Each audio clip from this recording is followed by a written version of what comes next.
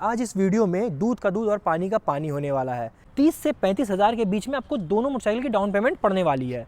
ये लो या वो लो, प्रीमियम एंड नॉन प्रीमियम गाड़ी का डेफिनेशन आज आपको पता चलने वाला है। मतलब आप मोटा मोटी समझो कि 50,000 का डिफरेंस है इस दोनों मोटरसाइकिल में। इनफैक्ट 50,000 ज्यादा वर्थ इट है भी कि नहीं होंडा के लिए। आपको लगेगा कि अरे 27 nm है, 30 nm है, 3 nm से क्या ही फर्क पड़ता है, पर जब राइड करोगे फर्क पड़ेगा। स्टेबिलिटी की बात करते हो, ये तो इतना वाइब्रेट ही कर देगी कि आपको लगेगा अरे यार पैदल ही चल लो, ऐसा कर देता है भाई सिनेरियो। पर इसका मतलब ये नहीं कि हंटर किसी काम की ही नहीं है। ऐसी बहुत चीजें हैं जो इस मोटरसाइकिल में मिलती है जो इसके ऑडियंस के लिए बहुत सही है। पैसे की दिक्कत नहीं है, CV 350 के साथ जाओ, लंबा चलेगा, मजा आएगा, दिक्कत कम आएगी।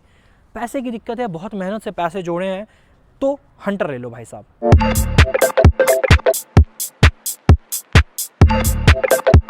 तो hi everyone, welcome back to my YouTube channel. देखो, हर इंसान ना लाइफ में एक ना एक बार इस डिलेमा में जरूर फंसता है, सस्ता लूं या अच्छा लूं। एंड इसका जीता ज्यादा एग्जांपल आज इस वीडियो में है। जी हाँ, मैं रॉयल एनफील्ड की हंटर 350 एंड होंडा CV 350 की बात कर रहा हूँ। जो भी इंसान 350 सीसी के अराउंड मोटरसाइकिल खरीदने की सोच रहा है या देख रहा है या रिसर्च कर रहा है, वो एक ना एक बार इन दो मोटरसाइकिल में जरूर फंसता है। क्योंकि हर इंसान के दिमाग में एक ना एक बार ये चीजें आती हैं कि यार कुछ पैसे सेव कर लेता हूँ, रॉयल एनफील्ड हंटर 350 ले लेता हूँ, या फिर बाइक तो एक ही बार खरीदना है दोस्तों, क्या नहीं थोड़ा और पैसे डालकर बेस्ट बाइक लूँ, यानी कि मैं होंडा CV 350 लूँ। ठीक है, ये चीज दिमाग में आती ही आती है। पर आज इस वीडियो के बाद आप इस डिलेमा में कभी नहीं फंसने वाले हो, क्योंकि इस वीडियो में मैं इन दोनों मोटरसाइकिल को एकदम डिटेल में डिस्कस करने वाला हूँ। डिटेल में इस दोनों मोटरसाइकिल पे बातचीत होगी। इतना डिटेल आप समझो कि आज इस वीडियो में दूध का दूध और पानी का पानी होने वाला है। एंड सिर्फ इतना ही नहीं, मैं हमेशा कहता हूँ कोई भी मोटरसाइकिल खराब नहीं होती, उनके ऑडियंस अलग अलग होते हैं। तो इस वीडियो के लास्ट में मैं आपको ये भी बताऊंगा कि कौन से ऐसे लोग हैं जिनको रॉयल एनफील्ड की हंटर 350 लेनी चाहिए एंड कौन से ऐसे लोग हैं जिनको होंडा की CV 350 लेनी चाहिए। एंड अगर आपने मन बना लिया कि इन दोनों में से कोई एक मोटरसाइकिल लेनी भी है तो क्या मिनिमम डाउन पेमेंट होगी, क्या EMI होगी, ये भी इस वीडियो में बताऊंगा। एंड सिर्फ और सिर्फ इतना ही नहीं, मैं इन दोनों के राइड रिव्यू पे भी बात करने वाला हूँ कि जब आप इन दोनों को चलाओगे तो आपको कैसा फील होता है। कई बार पेपर्स पे चीज़ें बहुत परफेक्ट लगती है, पर जब आप राइड करते हो तो चीज़ें बिल्कुल ड्रास्टिकली चेंज हो जाती है। मैंने इसको भी बहुत लंबे समय तक राइड किया है, इसको भी बहुत लंबे समय तक राइड किया है। इनफैक्ट मैंने डेली बेसिस पे दोनों ही चलाया है, क्योंकि दोनों बाइक्स मेरे रूममेट्स की हैं, तो जो भी जिस समय खाली होती थी मैं वो चलाता था। तो I have a clear idea कि आप जब इस दोनों बाइक को राइड करोगे तो दोनों में आपको क्या क्या डिफरेंसेस देखने को मिलने वाले हैं। तो हर एक चीज़ इस वीडियो में डिस्कस होगा। ट्रस्ट मी, अगर आपने इस वीडियो को लास्ट तक देख लिया, आपको कोई और रिव्यू, कोई और डिफरेंस देखने की ज़रूरत नहीं पड़ेगी। इस कदर हर एक चीज़ एक्सप्लेन करने वाला हूँ। तो चलिए वीडियो स्टार्ट करते हैं, क्योंकि बहुत कुछ है डिस्कस करने को। तो सबसे पहले मैं इन दोनों मोटरसाइकिल का प्राइस डिस्कस कर देता हूँ। जी हाँ, मैं ऑन रोड प्राइस डिस्कस कर देता हूँ इन दोनों मोटरसाइकिल का, तो उससे क्या होगा ना, आपको एक आइडिया मिल जाएगा। अगर मैं रॉयल एनफील्ड हंटर 350 की बात करूँ तो इसकी ऑन रोड प्राइस है 1,94,000। वहीं अगर मैं होंडा CV 350 की बात करूं, इसकी ऑन रोड प्राइस है 2,40,000। अगर आप देखोगे टेक्निकली तो दोनों में 46,000 का डिफरेंस पड़ रहा है। मतलब आप मोटा मोटी समझो कि 50,000 का डिफरेंस है इस दोनों मोटरसाइकिल में। तो इंसान, ये जेन्युइन चीज़ है कि इंसान एक बार सोचेगा कि अगर मैं 50,000 ज़्यादा दे रहा हूँ इस मोटरसाइकिल के लिए तो मुझे क्या क्या चीज़ें एक्स्ट्रा देखने को मिलती है। इनफैक्ट 50,000 ज़्यादा वर्थ इट है भी कि नहीं होंडा के लिए? बिल्कुल वर्थ इट है, क्योंकि आप 50,000 ज़्यादा दे रहे हो तो आपको उसमें बहुत सारी चीज़ें देखने को मिलती है। अगर मैं एग्जाम्पल से स्टार्ट करूँ तो एक मोटरसाइकिल में सबसे ज़रूरी क्या होता है? उसका इंजन। वो आपको बहुत ज़्यादा रिफाइंड होंडा में देखने को मिलता है एज कम्पेयर टू हंटर 350 या फिर क्लासिक 350 या as compare to Royal Enfield. कि कोई भी मैं 350 सीसी की मोटरसाइकिल उठाऊँ, उसको होंडा से कंपेयर करूं तो इसके इंजन ज़्यादा बेहतरीन है, ज़्यादा रिफाइंड है। तो ये 50,000 तो आपको यहीं पे ऑलमोस्ट वसूल हो जाएंगे। लेकिन सिर्फ इतना ही नहीं, ये तो इंजन की बात हुई, इसमें आपको मॉडर्न टेक देखने को मिल जाता है जो आपकी सेफ्टी को इंश्योर करते हैं। Safety is also a necessary thing. Now third चीज़ की बात करूं, अगर कोई स्टूडेंट है उसका कंसर्न माइलेज होता है, वो भी आपको इसमें ज़्यादा देखने को मिलता है। नाउ अगर मैं चौथी चीज़ की बात करूं तो है इसकी बिल्ट इन क्वालिटी। जो इसकी बिल्ट इन क्वालिटी है ना, वो बहुत बेहतरीन है, इसलिए मोटरसाइकिल बहुत ही ज़्यादा प्रीमियम लगती है। और भी बहुत सारी चीज़ें जो मैं वीडियो में आपको आगे बताने वाला हूँ। पर इसका मतलब ये नहीं कि हंटर किसी काम की ही नहीं है। ऐसी बहुत चीज़ें हैं जो इस मोटरसाइकिल में मिलती है जो इसके ऑडियंस के लिए बहुत सही है। अगर मैं बात करूँ कि ये मोटरसाइकिल आपको क्यों लेनी चाहिए, क्या क्या रीजन हो सकते हैं, सबसे पहला तो ये कि ये अफोर्डेबल है। मैंने कहा ना, प्राइस बहुत बड़ी चीज़ है भाई। इस दोनों मोटरसाइकिल में 50,000 का डिफरेंस है। एक जो स्टूडेंट है जो पॉकेट मनी सेव कर कर एक मोटरसाइकिल खुद के लिए खरीदना चाहता है, वो तो ये चाहेगा ना कि भाई अगर मुझे एक रॉयल एनफील्ड की हंटर जैसी मोटरसाइकिल 50,000 कम में मिलती है तो कोई नहीं, मैं थोड़ा रिफाइनमेंट पे कॉम्प्रोमाइज़ कर लूँगा। उनके लिए ये बेस्ट है। पहली बात तो क्या है, ये अफोर्डेबल है। दूसरी बात क्या है, ये लाइट वेटेड है। जी हाँ, ये 181 केजीज की है, ये 177 केजीज की है, विच मीन्स ये 4 किलो हल्की है। अब ये 4 केजीज हल्की है, उसका फ़ायदा ये होगा कि कोई जो होते हैं ना पतले से लोग हैं या जिनको कंफर्टेबल नहीं होता, जो शॉर्ट हाइटेड राइडर्स हैं, वो इसमें ज़्यादा कंफर्टेबल फील करेंगे। लाइट वेटेड है तो आपको मज़ा आएगा। नाउ तीसरा पॉइंट ये है कि जो इसकी हैंडलिंग है वो बिल्कुल ही सिटी कम्यूट के लिए बनी है। आप ना बहुत निम्बली इसको हैंडल कर सकते हो ट्रैफिक लाइट्स में। एनी डे ये मोटरसाइकिल ज़्यादा प्रैक्टिकल है with in city rather than this motorcycle. इस चीज़ पे मैं अभी आगे राइड रिव्यू में डिटेल में बात करूंगा। चौथी चीज़ जो मैं बात करना चाहूँगा वो है इसका low end torque. Low end torque Hunter की बहुत बेटर है रेदर देन इसके किसी भी कॉम्पिटिटर से। तो ऐसी बहुत सारी चीज़ें हैं जो रॉयल एनफील्ड हंटर 350 की ज़्यादा सही है।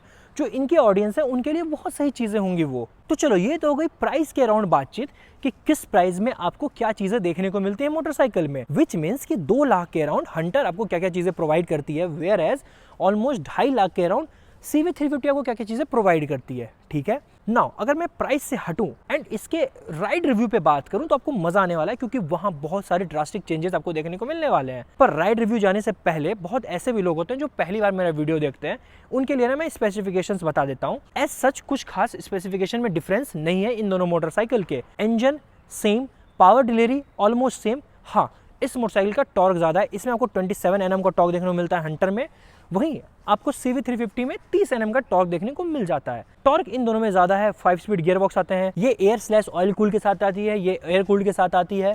एज सच कोई डिफरेंसेस नहीं है।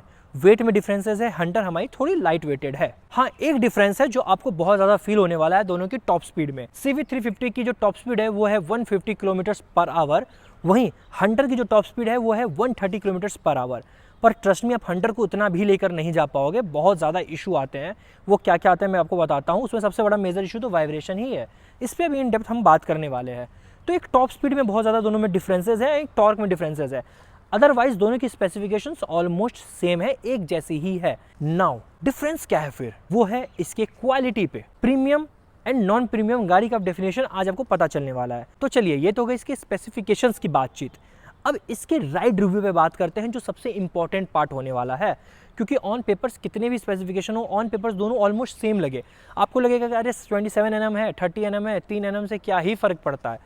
पर जब राइड करोगे फ़र्क पड़ेगा, एंड वही फ़र्क मैं आपको बताने वाला हूँ। तो चलिए अब इन दोनों मोटरसाइकिल के ना राइड रिव्यू पे बात करते हैं। एज आई टोल्ड, खरीदने के बाद end of the day ride ही करोगे तो वहाँ डिफरेंसेस पता होना बहुत ज़रूरी है कि कौन सी बाइक की क्या परफॉर्मेंस है किस सिनेरियो सिचुएशंस में। तो अब मैं क्या करूँगा, मैं 3-4 सिचुएशंस लूँगा एंड उसमें बताऊँगा कि कौन सी बाइक कैसे परफॉर्म करती है। सबसे पहले अगर मैं इसके इंजन से बात करूँ तो उसको मैंने 3 सेगमेंट में बांटा है, initial pickup, mid range and top and. तो नाउ अगर मैं इनिशियल पिकअप की बात करूँ, जो हमारी CV 350 है वो कंप्लीट विनर है। एंड इसके रीजंस पता है क्या है, जो इसका टॉर्क है ना वो इनिशियली किक इन हो जाता है, उसके वजह से ना इसकी जो पहले इनिशियल पिकअप मिलती है उसको अच्छी मिलती है रादर देन 350 में क्या टॉर्क भी कम है थोड़ा, एंड ये ना लो एंड टॉर्क अच्छा परफॉर्म करती है।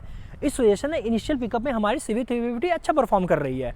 एंड सिर्फ इतना ही नहीं, और जो इसके इंजन भी थोड़ी स्मूथ है, तो जब आप एक्सक्लेटर लेते हो ना तो एक्सेलरेशन जो है वो ना वहाँ ज़्यादा झिझक देखने को नहीं मिलता, इट्स वेरी स्मूथ। तो इनिशियल पिकअप में CV 350 आगे है। नाउ अगर मैं मिड रेंज की बात करूं तो both motorcycles are torquey, but again CV 350 nail it, and the reason is it's good engine. मतलब आपको मैंने बोला ना वो झिझक देखने को नहीं मिलती, एंड दूसरा क्या होता है ना ये इजीली ओवरटेक करती है।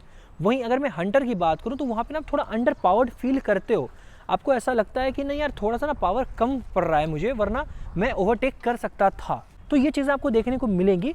हंटर आपको थोड़ा मिड रेंज में अंडर पावर फील करने वाली है। अगर मैं टॉप एंड की बात करूं तो मुझे पहले ऐसा लगा था कि हंटर अच्छा परफॉर्म करेगी, क्योंकि इसमें लो एंड टॉर्क ज्यादा है, तो मुझे लगा था कि टॉप एंड में ये अच्छा परफॉर्म करेगी। पर आई वॉज सरप्राइज, क्योंकि हंटर इसको ओवरटेक ही नहीं कर पाई। Same the reason is it's refined engine में एक्सक्लेरेशन इतना अच्छा है, इतनी स्मूथ है कि ये ना अटकती है, ये वाइब्रेशंस देती है, ये थोड़ा समय लेती है, पर इसके साथ ऐसा कुछ भी नहीं है। जब भी मैं इन तीनों चीज़ों की बात करूं, राइड रिव्यू की बात करूं या फिर इंजन बेस्ड परफॉर्मेंस की बात करूं, तो CV 350 is a complete winner. Now the next scenario is city ride.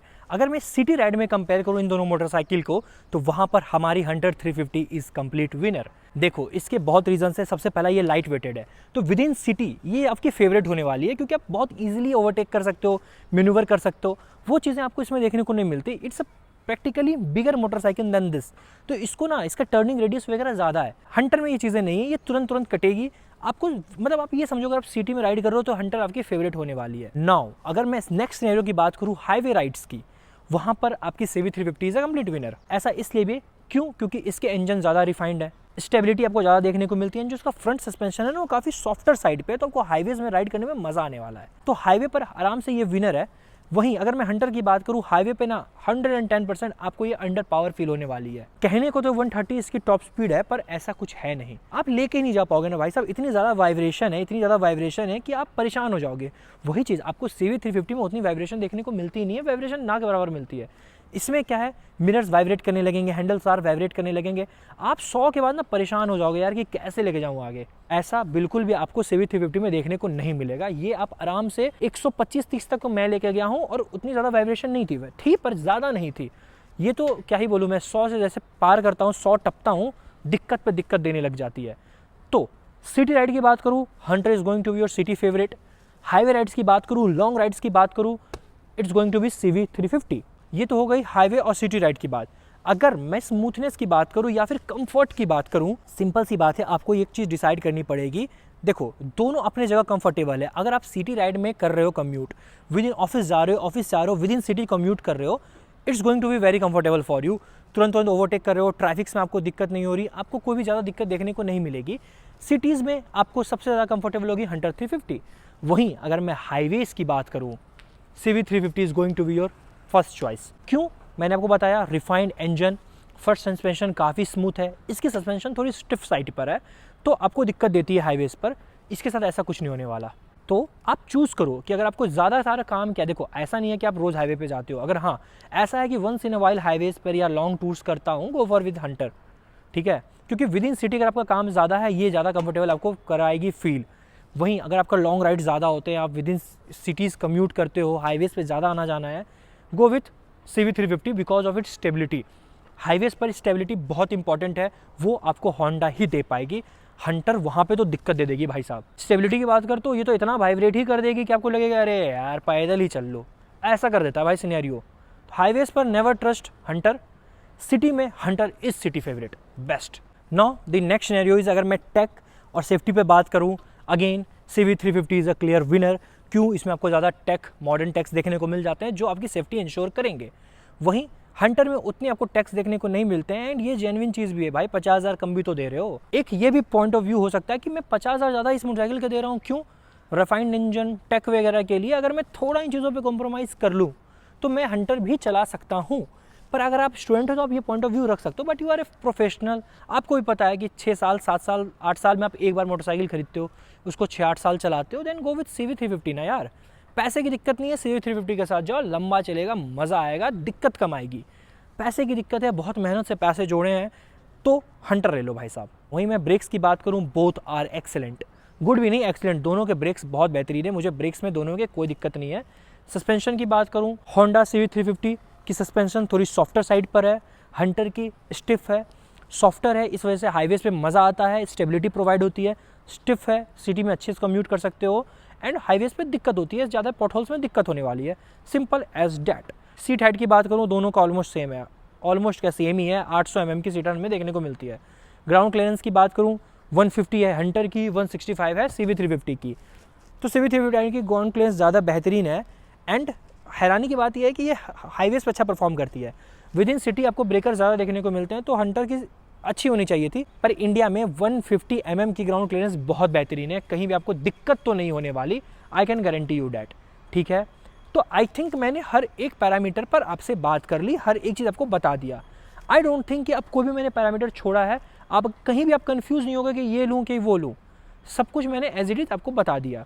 I know मैंने वीडियो के स्टार्टिंग में कहा था, अगर आप इस दोनों में से कोई भी लेने में इंटरेस्टेड हो तो आपको मैं मिनिमम डाउन पेमेंट EMI बताने वाला हूँ, ठीक है। तो जो मिनिमम डाउन पेमेंट होने वाली है दोनों में से किसी भी मोटरसाइकिल की, वो है एक रेंज में, जी हाँ, अराउंड 30 to 35,000 में दोनों में से कोई मोटरसाइकिल लेके घर जाओ। 30 से 35,000 के बीच में आपको दोनों मोटरसाइकिल की डाउन पेमेंट पड़ने वाली है, ये लो या वो लो। वहीं अगर मैं EMI की बात करूँ तो 6 से 7,000 रुपये, ये कॉमन रहेगा, ठीक है। तो नाउ आई थिंक मैंने हर एक चीज़ अच्छे से एक्सप्लेन कर दिया, कुछ भी नहीं छोड़ा।